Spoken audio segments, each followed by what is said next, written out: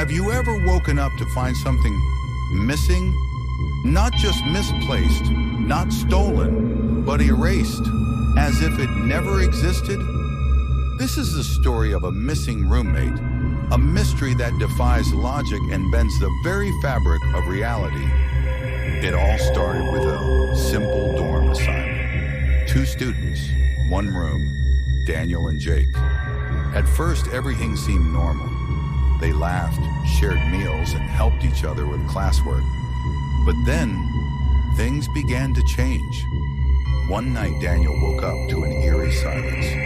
The room felt different. Jake's bed was empty, his side of the room slightly off, as if something had shifted.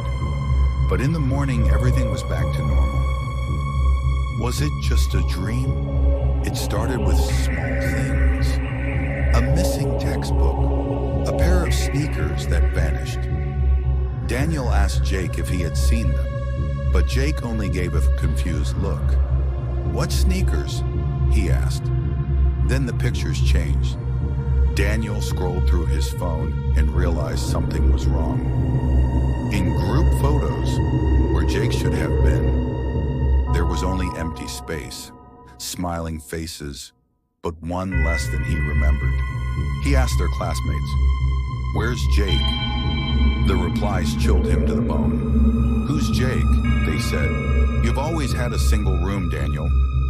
Emails, messages, social media, all gone. No record of Jake's existence. As if he had never enrolled. As if he had never been born. The bed was gone. The closet, once filled with Jake's clothes, was now empty. Even the scent of his cologne had faded. Daniel stood in the middle of the room, heart pounding.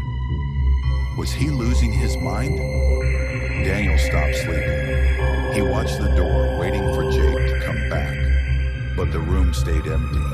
The silence grew louder. The air felt heavier. Desperate, he checked the dorm security footage. Frame by frame, he watched himself. But Jake wasn't there, not once. Not even in the moments he swore they had spoken. But Jake's name was nowhere to be found. His ID number didn't exist. Late at night, Daniel started hearing whispers, faint voices from the walls, calling his name, laughing, crying. He wasn't alone in that room. Not anymore. Then came the dreams, or were they memories? In them, he saw Jake, reaching out, screaming, before being pulled into darkness, wiped from existence. A professor overheard his questions. She pulled him aside. "You need to stop asking about Jake," she whispered. "Some people just disappear, and sometimes it's better that way." The shadows grew darker, shapes moving at the edge of his vision. Watching, waiting, Daniel felt it. A weight in the room, something pressing down on him, something unseen, something hungry. The last thing Daniel remembers is his reflection, smiling back at him, but not in the way he was smiling. Then, nothing. The dormitory reassigned the room. A new student moved in. A single room, they said.